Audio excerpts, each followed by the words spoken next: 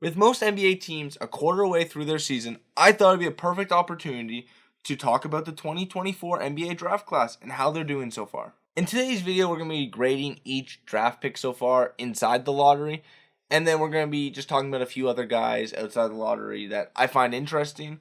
And then the grading is going to be just based off of how good they've been so far, how impactful they've been so far, and the value of the selection.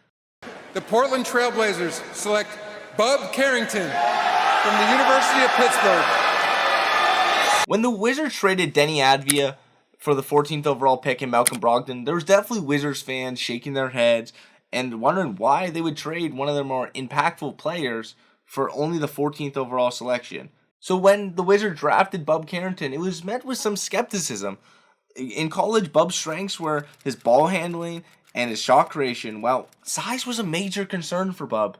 Bub's numbers definitely don't jump off the screen as they're not anything spectacular, but I think the Wizards are seeing a guy who's been playing exactly how they probably expected. His efficiency has been a major concern, though. With that being said, though, he's definitely shown some of the flashes that he had at Pitt. Like, he's shown flashes of an elite ball handler, and he's been a good passer. One of the main reasons why the Wizards drafted Bub was because he was an elite mid-range shooter, and the hope was that he would take those mid-range jumpers and turn them into threes in the NBA. And so far, he's done that. He's been shooting 50% of his shots from behind the arc. They're not necessarily falling, but that will come with time and experience. Bub has definitely shown some flashes of a guy who can be a good contributor, but he's going to have to answer these questions if he's going to become a good contributor. Honestly, my main concern for Bub isn't the efficiency. It's that can he gain more play strength? Because right now, he's tiny. And he's going to need to be stronger to become a better finisher. He's going to need to get stronger to become a better defender. And if he can be stronger, I think he can be a good contributor for the Wizards for a long time because he's always going to be a good shot maker. That efficiency will come with time. Overall, I'm going to give this pick a B-. His numbers haven't been great. His efficiency hasn't been great. But I see the flashes of what a good NBA player can be. And the thing is with him, he's going to need to develop that strength. And if he doesn't, then he might flame out of the NBA. But I see it. I'm going to give it a B- right now. 13th pick in the 2024 NBA Draft, the Sacramento Kings select Devin Carter from Providence College. The Kings drafted Devin Carter with a 13th overall pick, and he hasn't played yet. But he projects like a high-end role player, a guy who has shades of Derek White. He's a great hustle guy, great glue guy, and I could see him being an impactful player for the Kings for years to come. We obviously can't grade this pick yet because he hasn't played, so we gotta wait till he comes back from his shoulder surgery. But I'm gonna just say this before we say this: the only question I'm gonna have with him is he gonna have a good jump shot? It's a little slow, it's a little clunky, but I think it's gonna be a good pick. The 12th pick in the 2024 NBA Draft, the Oklahoma City Thunder select Nikola Topic from Belgrade, Serbia. It's the same situation as the Devin Carter situation. The Thunder drafted Nikola Topic, and he hasn't played yet. He's still recovering from a torn ACL, which the Thunder knew about, and they still draft him anyways. Personally, I believe Topic projects more of a backup behind SGA, and that's not a bad thing. He's a good ball handler, he has a good feel for the game, and I think this pick's going to be a fine pick for the Thunder. The only thing that's really concerning is that he's not a great three-point shooter, and the ACL tear is a major surgery, so let's see if he can bounce back from it. 7th pick in the 2024 NBA Draft, the Chicago Bulls select Matis Buzelis from Chicago and the NBA's When the Bulls drafted Matis Buzelis, it was thought to be a good pick. Buzelis has one of the highest ceilings in the whole class. The problem has been he hasn't been great so far. This season, he's averaging about 5 points, 2 rebounds, and only a dreadful 0.2 assists per game. There was definitely some concern about could Buzelis be a good three-point shooter in the NBA. In his draft year, he shot 26.1% from three in the G League. But in high school, he shot roughly 40% from three. So it was definitely that this guy has shown potential as a three-point shooter, but he was horrible the year he got drafted. So far in the NBA, that hasn't been a concern at all. Buzelis is shooting roughly 36% from three, and one of the other areas that he's shown real strength in on the offensive end is in transition. He averages 1.37 points per possession in transition. That's ranks in the 90th percentile. One of the major concerns I've had with Buzelis so far is his lack of any type of shot creation. He's been horrible at it. And he really does settle for a lot of tough mid-range jumpers, and that's why his true shooting percentage has been terrible. It's at 53.4%, which ranks 295th in the whole entire NBA. It's been terrible. And that's why he's been not great in the half-court offense, because the only thing he can really do right now is sit in the corner and shoot. I also have to mention his passing has been just horrible. He is one of the worst passers in the whole entire NBA. He has a worse assist-to-turnover ratio than known great passers, Andre Drummond, Marvin Bagley, and Taj Gibson. It's just, he predetermines when he's going to shoot, and then when you give him the rock, he's not passing it. I really do believe Buzelis' saving grace is his defense has been really good. He's been a good shot blocker. He was a good shot blocker with the G League Ignite. His on-ball stuff has been good. I think the major concern with him on defense is that he's not that strong yet. But that will come with time. He's a rookie. So I'm not super worried about Buzelis on defense. So that's why I'm going to give this pick a C+. Buzelis has been good on defense. He's been a good three-point shooter. But if he's going to be a contributor at the NBA level, he needs to be able to create his own shot a little bit. And he hasn't been able to do that so far. He needs to become a better ball handler if he wants to be a good starter in the NBA. With the 10th pick in the 2024 NBA Draft, the Utah Jazz select Cody Williams from the University of Colorado. The Utah Jazz selected younger brother of star wing Jalen Williams, Cody Williams. And to be honest, it's been a mess so far for Cody. And I'm not saying he can't develop, because I totally believe he can. I just believe it's a clear case of a guy who left college too early. I think teams thought, oh, well, Jalen Williams is so good, so Cody must be good too. And Jalen Williams played college for 3 years. Cody played just the one. It's going to take time for him. But right now, with his efficiency, he's not even an NBA player. So it's just been a mess so far. So for what I've seen so far at the NBA level, this pick gets a D. And I'm not saying sell your Cody Williams stocks, because I totally can see a world where in a few years he becomes a really good, consistent NBA player. Just like his brother. But the problem is, he's not even close to that level yet. With the 9th pick in the 2024 NBA Draft, the Memphis Grizzlies select Zach Edey from Toronto and Purdue University. For most fans, this was the shock of the draft when the Grizzlies drafted Purdue big man Zach Edey with the 9th overall pick. And let's be clear, Zach was an absolute monster in college. He was a 2-time National Player of the Year. So then why was it such a shock that he went 9th overall? It was because Zach didn't look like he played a style of basketball that could work in the modern NBA. He was a bruising big man. He looked like he was meant for the 90s. At an absurd 7'4", Zach's game mostly relies on his sheer size and his elite finishing ability around the rim. But the other asset that he could bring to a team is his elite offensive rebounding. He was an amazing offensive rebounder at Purdue, and that could steal extra possessions for an NBA team. The concerns were obvious, though. Zach is huge, and when you're that huge, you're prone to injury. And also, Zach is very slow-footed. So what happens if a quicker big man who could shoot from the perimeter matches up against him? It's been mostly what you would have expected from Zach. He's averaging roughly 11 points per game, 7 rebounds per game. His elite offensive rebounding has been a huge thing for the Grizzlies, as his offensive rebounding percentage of 14.8% ranks 11th in the whole entire NBA. Defensively, it's been fine. It hasn't been great. He does average 2 stocks a game, which is good. But he's still slow-footed. So big men who are quicker do blow by him. And when he gets switched on to a guard, it hasn't been great. The thing is, for Zach, though, he landed in a perfect spot because Jaren Jackson Jr. is a great rim protector. He can cover for Zach Edey's deficiencies. But the one thing Zach Edey needs to stop doing is fouling. He averages 3.1 fouls per game, and he only plays 20 minutes a night. I'll give this pick a B. He's been good, not great. About exactly what you would have thought he would have been. He's been a good rebounder. He's been good around the basket. He hasn't been great defensively. And that's okay. I'll give this pick a B. The 8th pick in the 2024 NBA Draft, the San Antonio Spurs select Rob Dillingham from the University of Kentucky. This was also incredibly surprising when the Timberwolves traded for the 8th overall pick and took Rob Dillingham. This pick made a lot of sense though, because Rob was a good scorer in college, he was a nice passer, and he had an elite dribble arsenal. And he could learn the ropes under a veteran point guard and Mike Conley. This made complete sense. The problem though, since he's been in the NBA, he hasn't really cracked the rotation for the Timberwolves. He only averages 8.4 minutes per game. He's shown flashes, especially in games against the Celtics and Rockets before he got hurt. I know Timberwolves fans are probably disappointed because their season's been derailed by Mike Conley, the person who Rob Dillingham was supposed to sit behind and learn the ropes.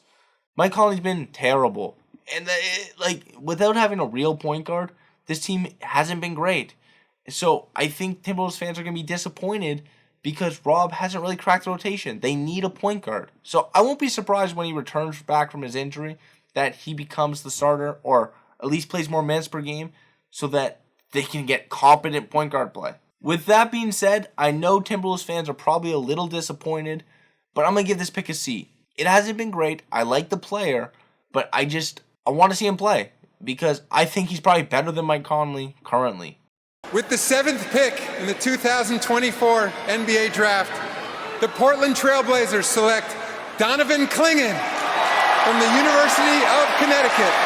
When the Blazers drafted Donovan Clingan with the 7th overall pick, it was thought to be a great pick. Clingan was a projected top 3 pick in the draft, and he fell to 7. The problem for the Blazers, though, they had 2 big men who don't have an outside shot with now Clingan and Edey, who both can't stretch the floor. Clingan was thought to be a guy who has a lower ceiling but a really high floor, as a guy who could be an automatically good rim protector and good rebounder. And that's what he's been in the NBA. He's averaging roughly 6 points a game, 7 boards, and 2 blocks a game, and only 17 minutes per game. It's pretty ridiculous stuff he's been able to do. The reason why he's only playing 17 minutes a night is because DeAndre Ayton is there, and the Blazers owe him so much money. I think this pick probably gets a B+. Clingan's now hurt, which sucks to see, but I really hope when he comes back from injury that he gets to play more minutes per game because he's kind of been really good for the most part for the Blazers. The 6th pick in the 2024 NBA Draft, the Charlotte Hornets select Tidjane Salaun from Cholet, France. When the Hornets drafted Tidjane Salaun, a lot of people thought this was a weird pick because he was a little bit unknown, and everyone knew how raw he was as a player already. And so far, it's been like that. Tidjane Salaun is still really raw. He's averaged only 5 points, 4 rebounds a game, and only 0.2 assists per night. It hasn't been ideal. The thing is, though, he has been improving steadily, and that's been good for him. The thing is, I know he's raw, but his efficiency's been terrible. It's been outright atrocious.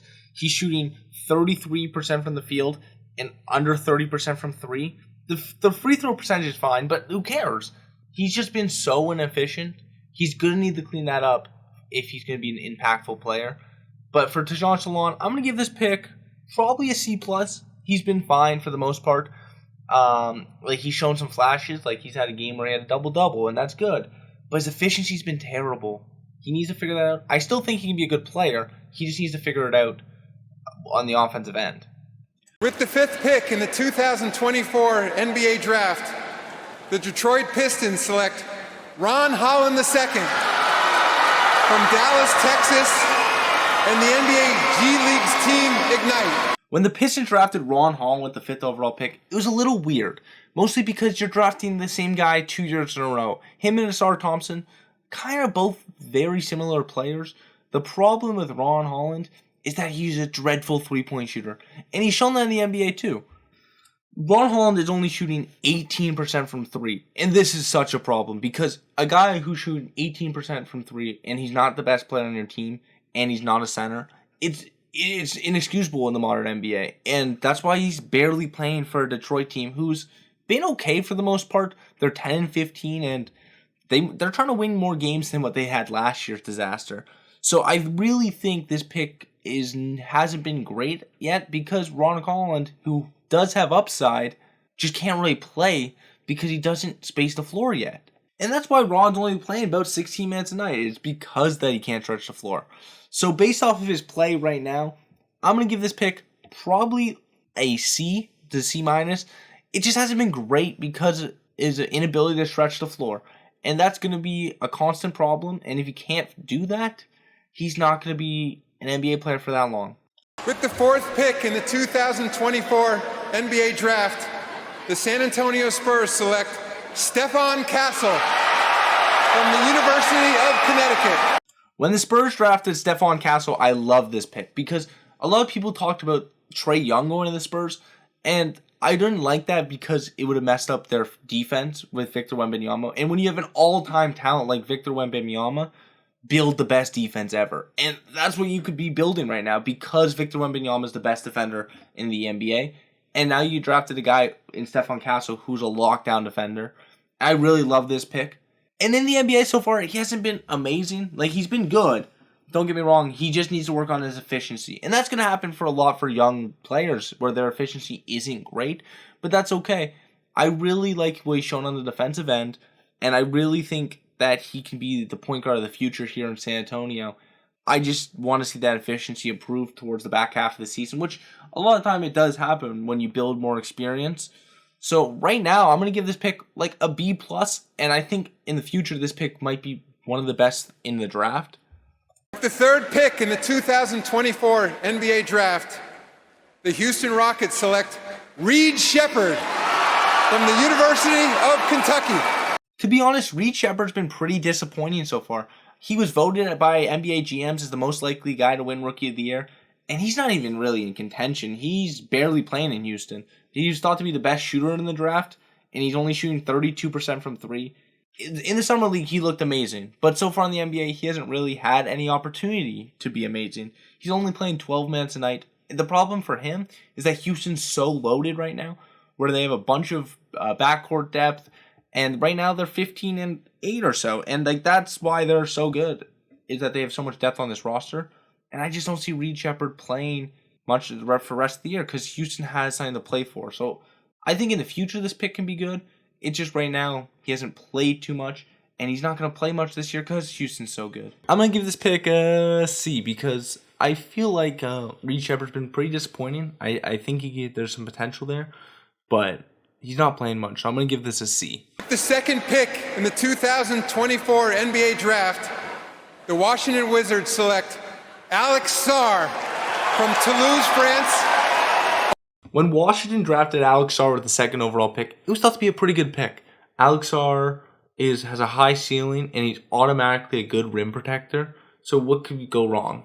There was already huge red flags in the Summer League when he was horrible, an absolute disaster in the Summer League. And then so far in the NBA, he's been a disaster. He's been terrible. And people might go, oh, well, he's a good rim protector. And yeah, sure. But he makes defensive lapses, which hasn't been good. And yeah, his 1.8 blocks per game is good. But it doesn't make up for his horrific basketball IQ. And his offensive ability has been terrible. How often have you ever heard of a 7-footer who shoots 38% from the field? That's terrible. He takes way too many threes. And he's not a good three-point shooter. He's really bad with the ball in his hands. He turns the ball over a lot. He makes bad decisions. He's been a mess so far. Like, the only thing I can say is, like, at least he's young and he can develop. But the way he's playing right now, this is probably a D minus. The 1st pick in the 2024 NBA Draft, the Atlanta Hawks select Zaccharie Risacher from Lyon, France, and France's JL Boron-Bresse. Now we finally get to talk about Zaccharie Risacher.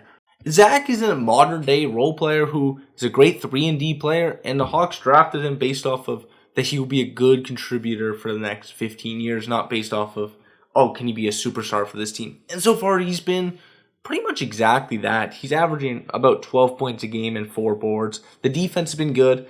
The problem is the efficiency is not great. He's only shooting 40% from the field and 29% from 3. It's not great, but he's been solid for the most part. Like, I really do believe the efficiency will get better, so it's not really an issue for me right now. It will be if it doesn't get better, because it's not good. But he's been pretty good. Like, I'm pretty confident that he's going to be a long-time NBA player. He just needs to clean up his efficiency. But, like, that's like a lot of guys who are young and rookies who we talked about today.